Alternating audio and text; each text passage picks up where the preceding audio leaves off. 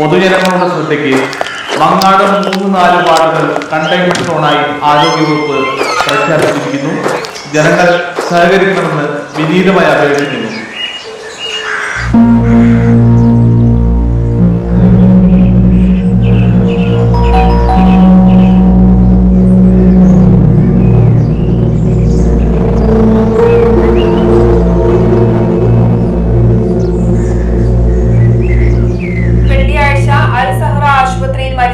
ചങ്ങനാശ്ശേരി തൃക്കൊടുത്ത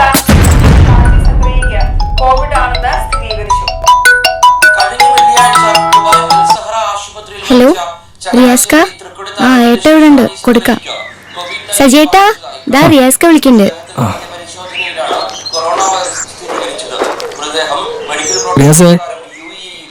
എടാ സജി, നീ പെട്ടെന്ന് ഉണ്ണിയുടെ വീട്ടിലേക്ക് വന്നേ. നീ കാര്യം പറയും.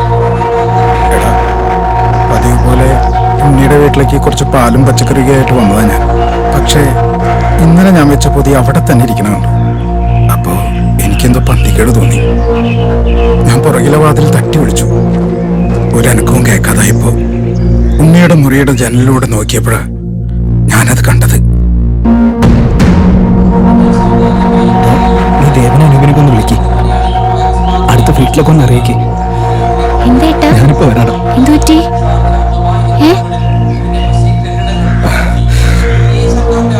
എല്ലാം അവസാനിച്ചു. എന്ത് അവസാനിക്കേ? എന്ത് അവസാനിച്ചു?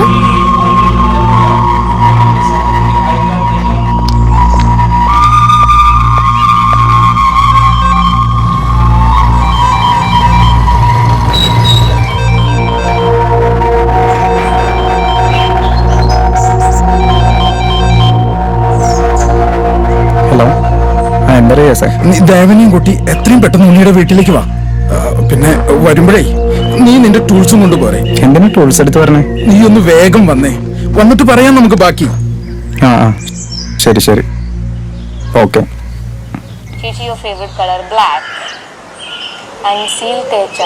ചേട്ടാ, അവിടെ ഉണ്ണിയുടെ വീട്ടിലേക്കൊന്ന് വരുമോ? എന്തൊരു സമയം അറിയോ? കൊറോണയാ കൊറോണ.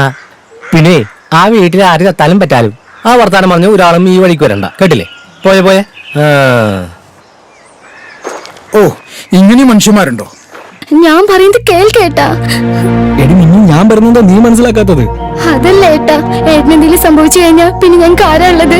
എനിക്ക് എന്ത് സംഭവിക്കാനാ? നമ്മുടെ മോളെ ഓർത്തെങ്കിലും പോവല്ലേ ഏട്ടാ? എന്തെങ്കിലും സംഭവിച്ചാ നമ്മുടെ വീടിന്റെ പടി ഞാൻ ചവിട്ടില്ല. കൊറോണ ആയതുകൊണ്ട് ഏട്ടാ. സജീട്ടാ,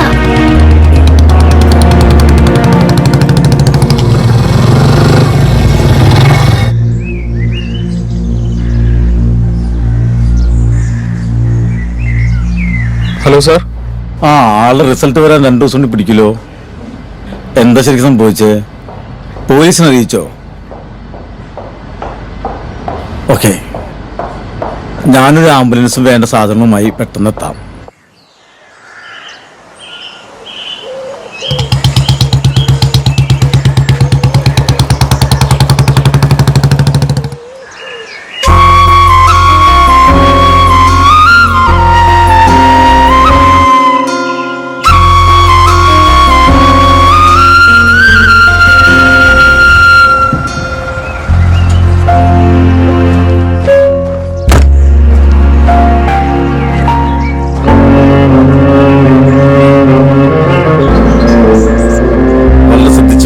എടുക്കാൻ BP കിറ്റിട്ടവർ മാത്രം ബോഡി പിടിച്ചാൽ മതി.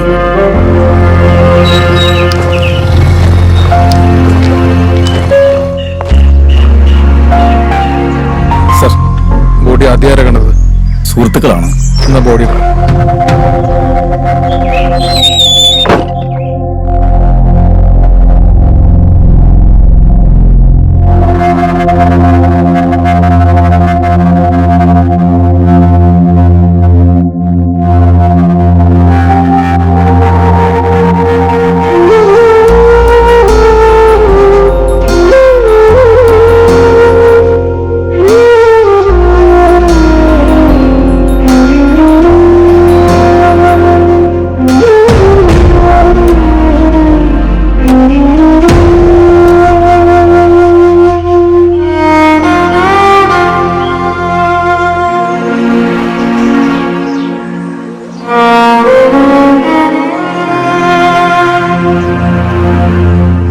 കൊറോണ റിസൾട്ട് വന്നതിന് ശേഷം മാത്രമേ ബോഡി പോസ്റ്റ്മോർട്ടം എടുക്കുള്ളൂ.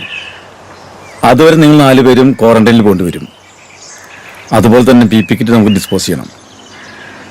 2 പേര് ഇപ്പോൾ ബോഡിയുടെ കൂടെ വരണം. ഓക്കെ?